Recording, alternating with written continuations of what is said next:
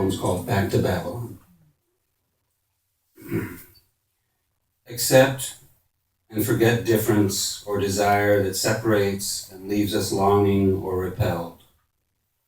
Why briefly return to play in broken places? The only thing about the poem is not exactly right, the briefly part. Why briefly return to play in broken places, to mock the ground, to collect infant shards, coins, fossils, or the familiar empty canisters and casings that glint from poisoned roots in the blackened dust? We make bad ghosts and are last to know or believe we too will fade, just as our acrid smoke and those strange flakes of skin and strands of hair will, into largely undocumented extinction. Lie down, lie down. Sleep is the best thing for being awake. Do as we've always been told and done. No backward glances or second thoughts, leaving sad markers buried in the sand. Sleep now, dream of children with their heads still on, of grandmothers unburdening clotheslines at twilight, of full kettles slow ticking over twig embers. Ignore boneless, nameless victims that venture out on bitter gravel to claim remains while we rest. Pay at the window for reheated, prejudiced incantations. Take them home and enjoy with widescreen, half-digested, replayed previews of solemn national celebration.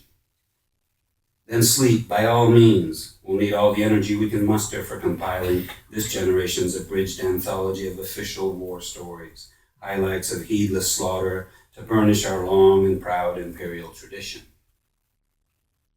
At some point, by virtue of accidentally seeing and listening, we may find ourselves participating in our own rendering.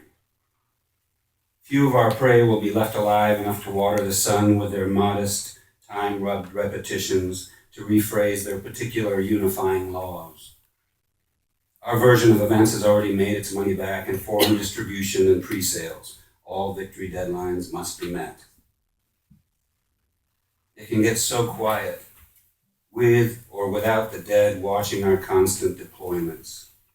From our tilted promontory, we may see one last woman scuffle away across cracked parchment of dry wash beneath us, muttering to herself, or is she singing at us, as she rounds the sheared granite face and disappears into a grove of spindly, trembling tamarisk shadows lining the main road.